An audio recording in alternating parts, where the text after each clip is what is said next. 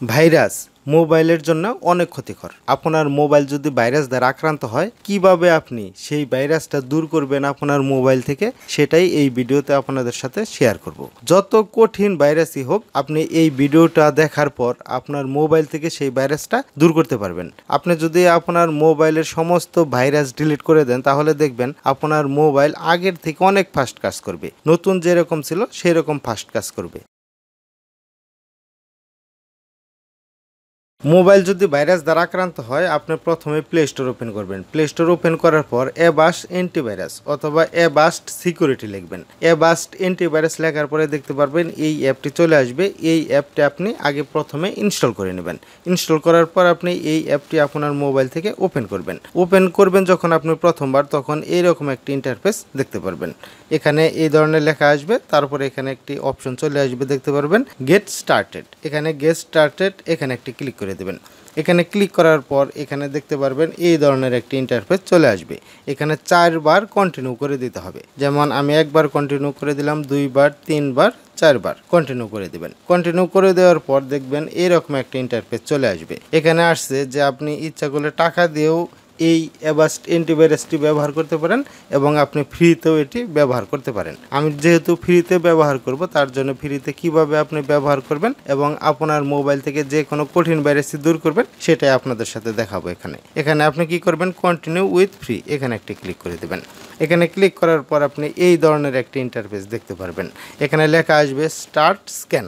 Start scan এখানে একটি click করে দেবেন। এখানে ক্লিক করে দেওয়ার পর এখানে যদি কোনো ধরনের অ্যালাউ পারমিশন চায়, সেটা অ্যালাউ পারমিশন করে দিবেন। এখান থেকে ওকে করে দিবেন। ওকে করে দেওয়ার পর আমি এখান থেকে অ্যালাউ করে দিলাম। অ্যালাউ করে দেওয়ার পর দেখেন এখানে স্ক্যান প্রসেস।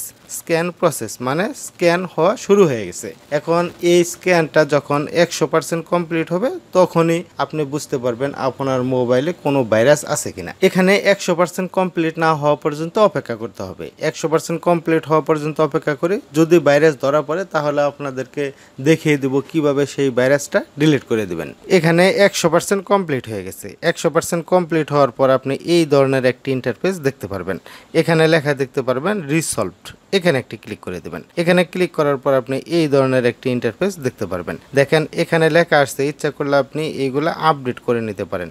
এই যে অপশন সেটিংস আছে এবং এইগুলো জাস্ট টার্ন অন, এই ওয়েবসাইটগুলো আপডেট করে নিতে পারেন, অথবা আপনি এই অ্যান্টিভাইরাসটিও আপডেট করে নিতে পারেন। তার মানে হলো যে এখানে কোনো ধরনের ভাইরাস ধরা পড়ে নাই। যদি ভাইরাস ধরা পড়তো, তাহলে এখানে সেই অপশনটা দেখাতো যে কোন অ্যাপের মধ্যে ভাইরাস আছে বা কোন ফোল্ডারের মধ্যে ভাইরাস আছে।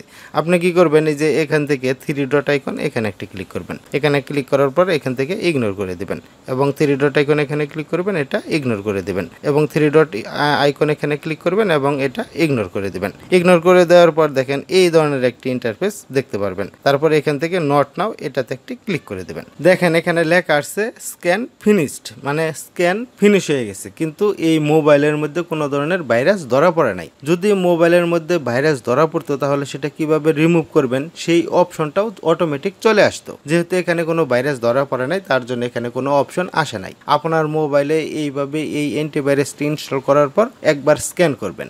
স্ক্যান করার পরে দেখবেন আপনার মোবাইলে কোনো ভাইরাস আছে কিনা। যদি আপনার মোবাইলে কোনো ভাইরাস থাকে, কোন ফোল্ডারের মধ্যে ভাইরাস আছে এবং কোন অ্যাপের মধ্যে ভাইরাস আছে, মোবাইলের কোথায় ভাইরাস আছে, সেটা কিন্তু দেখাবে। এবং সেটা দেখানোর পর সেখানে একটি অপশন চলে আসবে যে কিভাবে আপনি ডিলিট করবেন বা রিমুভ করবেন। সেখান থেকে আপনি খুব সহজেই রিমুভ করে দিতে পারবেন। যেহেতু এই ফোনে কোনো ভাইরাস ধরা পড়ে নাই, স্ক্যান ফিনিশড হয়ে গেছে, তারপরেও ভাইরাস দেখায় নাই, আমি এখান থেকে কি করব, এই যে ক্রস চিহ্ন এখানে ক্লিক করে এটা প্রথমে চলে আসবো। প্রথমে আসার পর আপনি যেহেতু একবার স্ক্যান করলেন, দেখলেন কোনো ভাইরাস ধরা পড়লো না, আপনি ইচ্ছা করলে আবার এখানে স্ক্যান নাও এখানে ক্লিক করে আপনার ফোনটি আবার স্ক্যান করে নিতে পারেন। দেখা যায় অনেক সময় প্রথমবার হয়তো ভাইরাস ধরা নাও পড়তে পারে, দ্বিতীয়বার ভাইরাস ধরা পড়তে পারে। ফ্রেন্ডস, এভাবে আপনি অ্যাভাস্ট অ্যান্টিভাইরাসের মাধ্যমে আপনার ফোনে কোনো ধরনের ভাইরাস আছে কিনা সেটা চেক করতে পারেন এবং কোনো ধরনের ভাইরাস যদি ধরা পড়ে সেটা রিমুভ করে দিতে পারেন। ভাইরাস রিমুভ করলে আপনার ফোন অনেক ফাস্ট কাজ করবে, আগের থেকে অনেক ভালো কাজ করবে। ফ্রেন্ডস, এই ধরনের নতুন নতুন এবং প্রয়োজনীয় ভিডিও পাওয়ার জন্য নেটকম এই চ্যানেলটি সাবস্ক্রাইব করে আমাদের